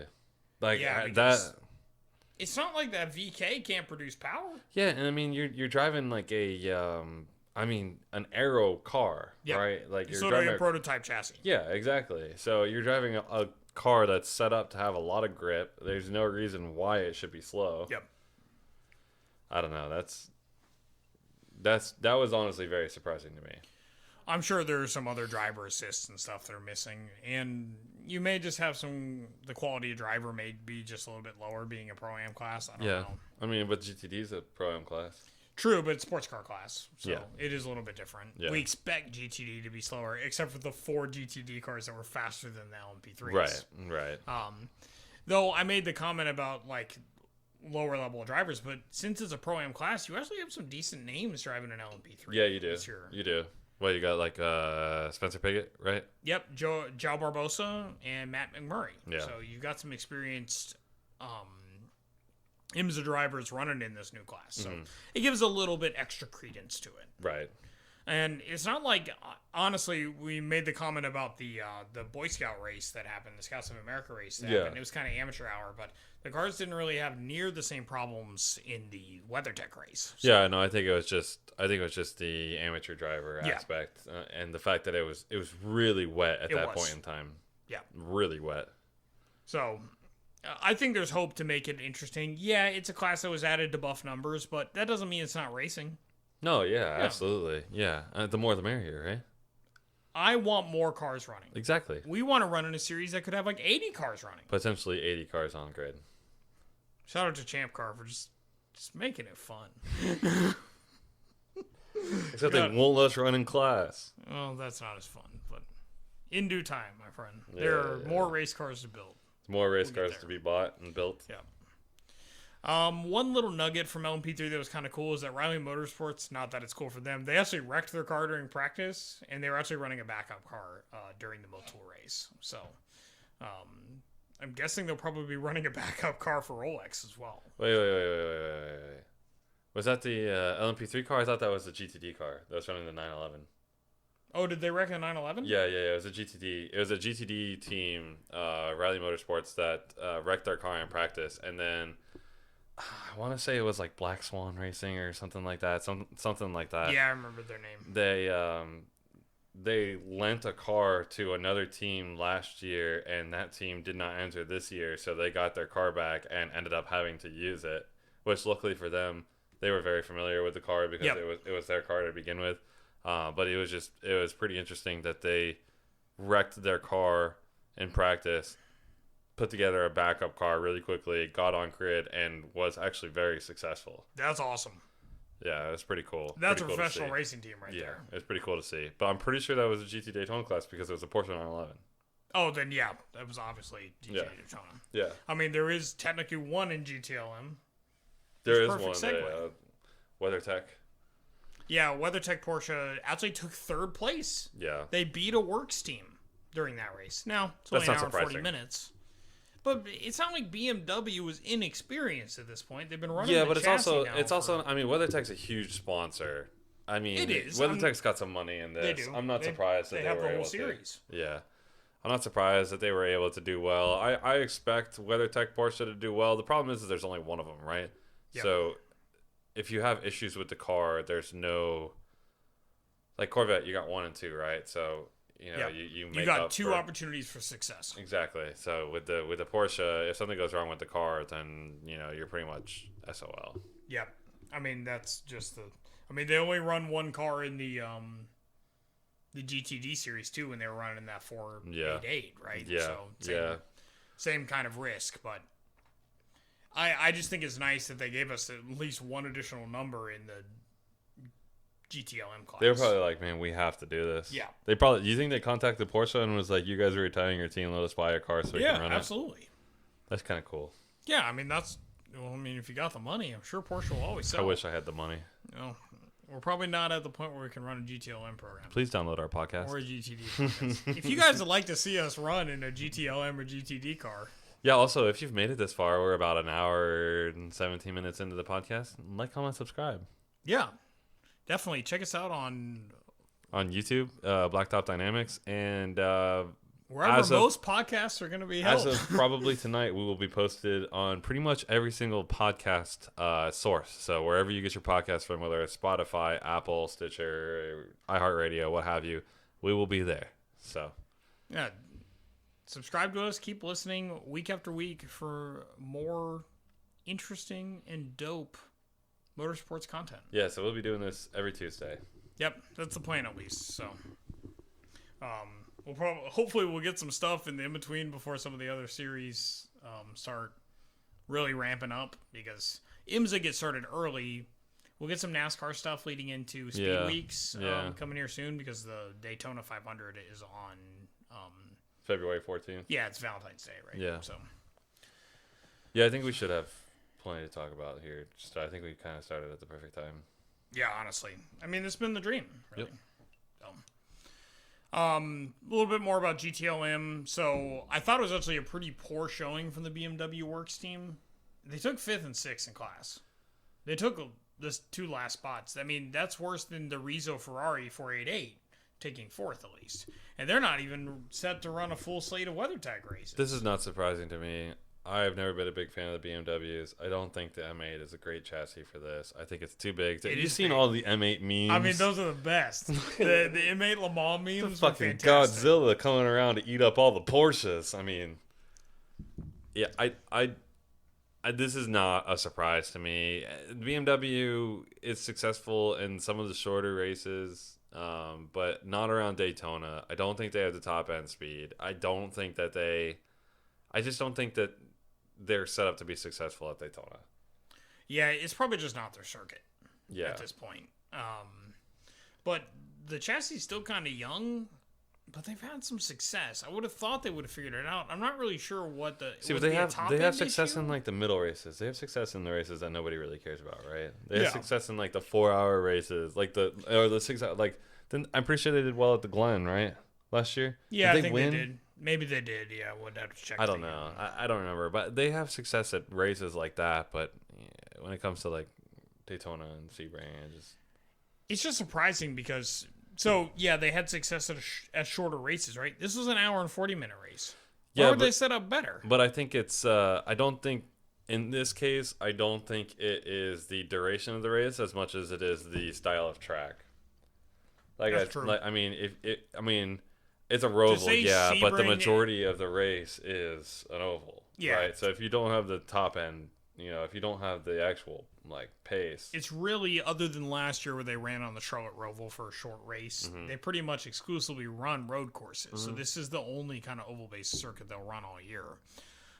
So that's a good point. So they probably do better at traditional road courses for the most part. Exactly. Which makes sense with the long wheelbase. They're probably set up better to do. They're probably set up to do better at a and like a really tight corner or something, they'll be able to really straighten it out more than likely, much like a Formula One car does. Right. I'm just a little surprised that they were beat out by the two works teams. Now, once again, the hour and 40-minute, it's not a perfect judgment of what it takes to run a 24-hour race. Of course not. Not. Yeah, they may have struggled in that qualifying race, but does it really matter in the end? No, I mean really, it doesn't. I mean. You're going to start, what, 5 seconds, if that, 4 seconds, 3 seconds behind. I mean, there's only 6 cars. Shit, How long does it take 6 cars to go across the fucking finish line? Yeah, when they're lined up to start for green flag. Yeah. Exactly. So, I mean, over the course of 24 hours, I mean, that's a pit stop go wrong. I mean, that's a tire puncture. More than that. More so. Way more than that. Yeah. It could be a bad line through a corner. Or your runoff. A little bit of a runoff. Yeah. Yeah, there's lots of opportunity for them to do better. Something I forgot to mention, DPI. There were some accusations of some of the other, like Mazda and Acura, sandbagging. Oh, like on caution? No, sandbagging on for total race speed, basically. Oh, really? Yeah, so Wellen took it in the Cadillac, and there's some speculation that they're sandbagging. Is there any credence to it? Well, like running below race pace? Yeah, or running slower than they would have to. So what? So this is the thing. Like, why is that an issue? I don't really know in a 24-hour race. Yeah, because you could easily come out and say we were conserving fuel. Yeah. Because they came out. Remember in the race they said that for the DPIs you had about 55 minutes before you had to pit, and the race was an hour 40 minutes. So that window is very small. Yep, it is. So if you're just saying that you're saving fuel. If you're running at a slower pace, but you're not getting past, I don't see what the problem is there. And once again, I have to say, even if they are sandbagging, what does that really change your overall strategy instead of for a 24-hour race? Yeah, no. What does it change at all? I feel like it's. Unless they're going to be dramatically faster, but at the same time, you're a week out from the race. What are you going to do about it anyway? I feel like it's more of. Kind of like trying to figure out how slow can we go and still be able to keep cars behind us. Yeah. Because, fuel efficiency, it's a 24-hour race, right? You cut out a pit stop. That's huge. Yep. Right? So, I don't know. That's a bunch of bullshit to me. Like sandbagging in a qualifying race. It's not like you're doing a reverse grid start. Like, what the fuck are you complaining about? Yeah. It's just to give people like us more to talk about. I guess so. We are those guys. Shock Jock Radio here. Shock Jock Motorsports Radio right here.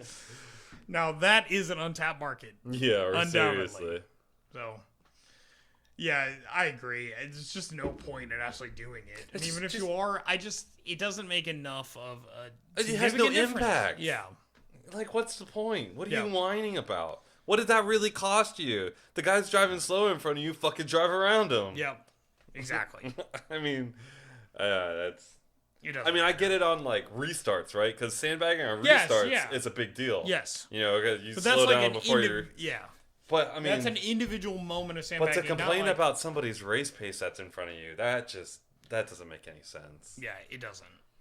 So I doubt anything. I doubt there will be that much of a significant difference based on sandbagging result, in the results of the Rolex 24. Yeah. It will be a car catches on fire, or a car, or a wreck, or any number of those things, or instantaneous lightning storm that occurs and drowns the track. I mean, these are all things we've actually seen. These are all things that have happened. Nobody's really caring about sandbagging that much. Exactly. I think it's just a bunch of whiny. Yeah. I think it's just talking points. Yeah. So, thank you, Cadillac teams, for giving us more to talk about. But I mean, even if they're hiding their actual race pace. Yeah. It's 24 hours. That's not your business to know what their race pace is. If they want to hide their race pace, it's just strategy. Yeah. If they can hide their true race pace and still stay in front of you, then you're in for a long-ass night. Yeah. January 29th. Yeah. So, I don't know. It's just dumb. Yeah. That's just dumb. Next. What's next? GTD. All right. I love GTD. It's going to be a very competitive class. I mean, they all finish basically within 3 to 4 laps off the DPI. Which is pretty good. Yeah, so I mean, there were a couple cars that dropped below. I think the one Audi that was running was kind of it had some issues or something like that. But for the most part, the majority of the group is 3 to 4 laps. So yeah, you're definitely going to see the most competition. That's what we've seen in the past few years. Yeah, that GTD is predominantly the most competitive group in IMSA, undoubtedly. Yeah. And it's cool to watch because you have, for the most part, street cars. I mean, modified street cars for racing. You got a variety of manufacturers. God, I love it so much. There's like 20 GTD entries. I know, it's crazy. Yeah. You have such a variety of cars. I mean, like I said this in the last one. GTD is what I'm looking forward to the most. GTD is going to be the most exciting. It is going to be the most competitive for the rest of the year. And honestly, like for me, I love the passion that comes along with a series like GTD because of your amateur drivers and because of your smaller teams, the teams that don't get large factory backing money and stuff like that. The whole purpose is to not have it. Yeah, I mean, and it's, I said this in the last podcast, but they're doing it because they fucking love it. Yep. And I love it. I mean, that's what I want to watch. Yep. That's what we'd like to do. Exactly. If you'd like to sponsor us in a GTD car, we'd certainly be interested in the opportunity. Dope 1990 Toyota Celica. I don't know if it'll quite be competitive in the DP or the GTD class, but, you never know until you try. Just bring us out for a testing day. It could be fun. Yeah, but in general, if you're going to race an IMSA, especially as somebody who's young and trying to get into motorsports, or even older, you see a lot of older guys running. Yeah, that's what I'm saying, because they just love driving race cars. Yep. I love driving race cars. I can relate. It's basically like the same person. Basically. You have like the same resume. Sells toilets, loves racing, GTD. All these things are correct. I'm just saying, like, Caterpillar sponsors a Acura NSX. Caterpillar vehicles are used on job sites where they use commercial plumbing. Where I sell toilets. Where you sell for those job sites. I mean, we do have a Zern sponsorship for the race car. Exactly. We have Zern and Shoreline Sales and Marketing. Mm-hmm. So we've got corporate sponsorship for our car that technically cannot run in class. Yeah, but it's all about the advertising. They don't care about that. They care about the clout. Exactly. Clout is more important than success, I suppose. But if you can have success and clout, that's ideal. Yeah, that's ideal. Undoubtedly. That's ideal. But the only thing I could really glean is that there was no clear advantage between chassis for GTD. Mm-hmm. So it's not like So as we mentioned before, the Turner Motorsports BMW M6 GT3 did take the win in the Motul race, but there were a variety of other cars that finished behind it. Yeah. I mean, Lamborghinis, Mercedes, AMG GT3s, all sorts of cars were competing. So we saw a Lamborghini get a win last year for the first time ever at a Rolex 24, which was really cool. So maybe we'll see a Mercedes or something this year. Yeah. Or Turner Motorsports. We still haven't seen them win a Rolex 24. Yeah. So that would be cool to see, get them some watches. But it would definitely probably be the most interesting class to watch with the most competitors, undoubtedly. And it always is. Yeah. So the most attainable part of the series. Exactly. So those are pretty much all the highlights of the Roar before the 24. So. Yeah. Is there anything else you want to mention?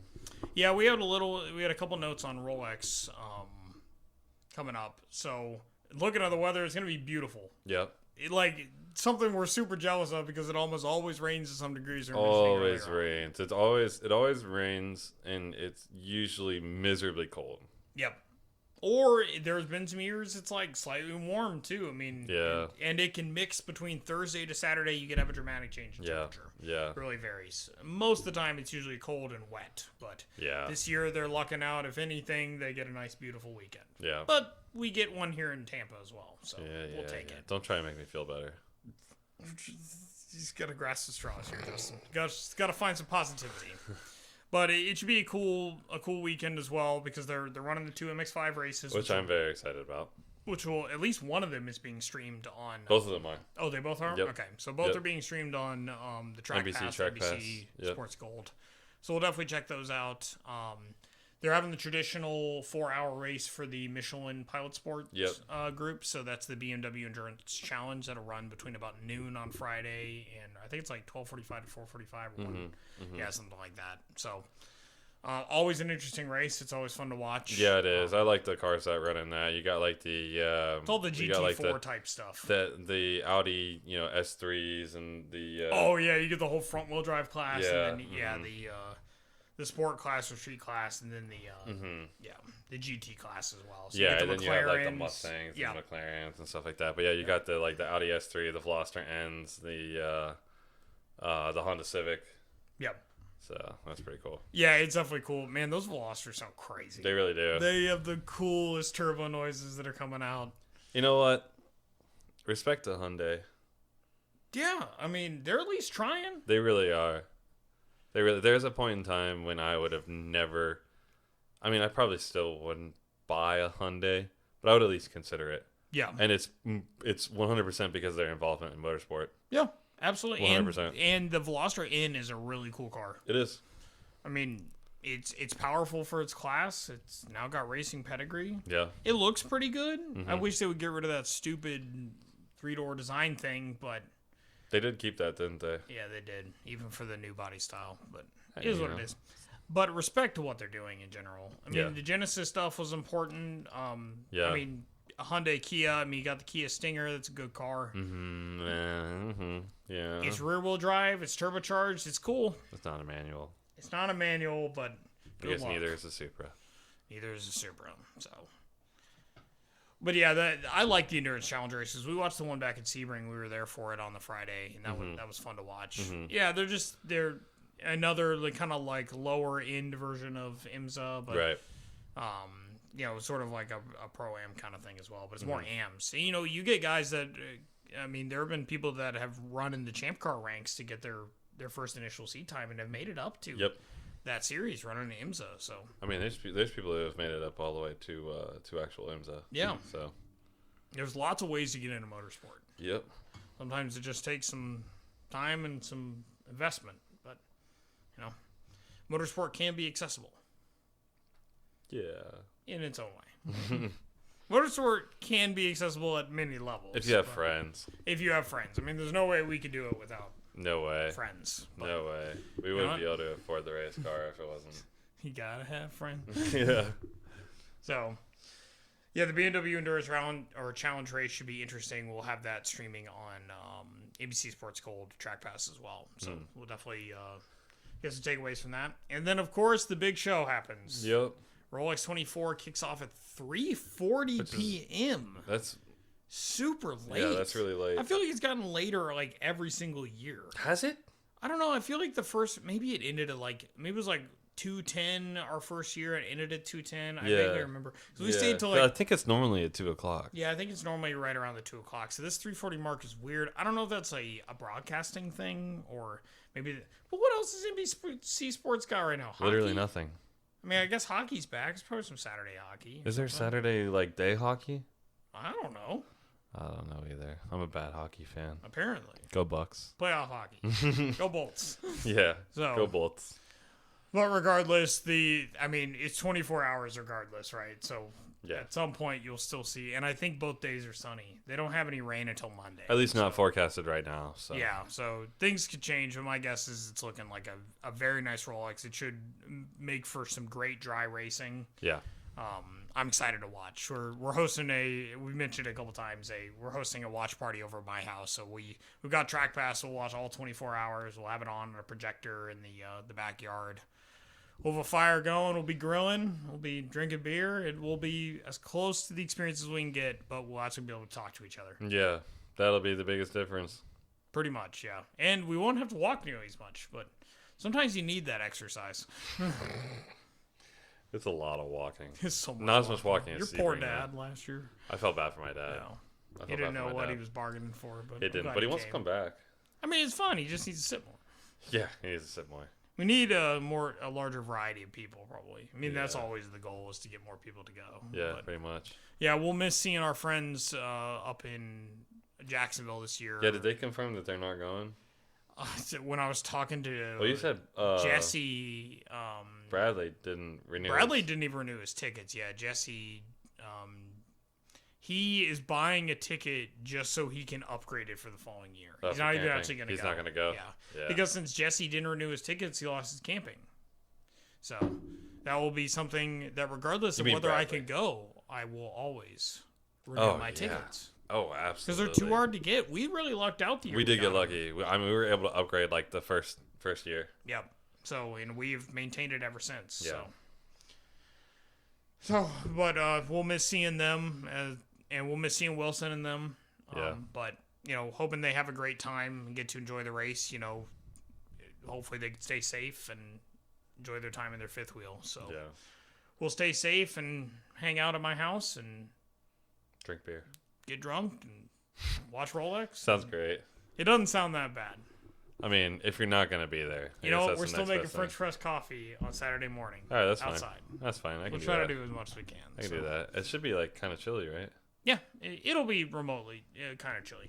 Cool. It won't be as cold as Friday. Friday's the coldest here. Yeah. But regardless, excited for the Rolex 24 kicking off at 3:40 p.m. on January 30th, this coming Saturday. So definitely, I mean, it will be broadcast on some sort of NBC channel. Yeah, they'll have it on NBC and NBC Sports, like sporadically throughout the day. They won't have the whole entire thing, but they will be showing a good portion of it. Yeah, so definitely check it out. It's our probably favorite event all year. Yeah, to go and watch. I mean, and what's great is you can kind of leave and check in back on it as time goes. It's 24 hours of racing, so there's a lot that can happen. Yeah. So definitely check it out. I mean, we'll be watching. So Yep. Can't wait to have more to talk about next week after that. See success and whatever else is going on in the world of motorsports. So I think I'm good. Yeah, I think that'll pretty much wrap us up for today. We're at an hour and 40 minutes. Yep, that's we're trying to get it a little bit more in a watchable state here. We're getting there. We'll cut the video. Hopefully you guys enjoy. So if you did enjoy, please like, comment, subscribe. Please do. Please come back next week. We'll look into the live streaming thing too. So I would be very much down to do the live streaming thing. I think we can. I mean, I've got everything that we need to do to be able to do it. So. Yeah. So we'll look into that. I think it might, if nothing else, a great way to capture everything. Yeah. Exactly. Yeah. So get excited. There's a whole lot of motorsports still to happen here in 2021. Lot coming. This is just the start, and that's what's great. It starts on a really high note with the Rolex 24. Yep. So. Yep. Cool. Anything else? Well, no, I think with that, we'll catch you guys next week. Happy racing. Happy racing. No, stop recording.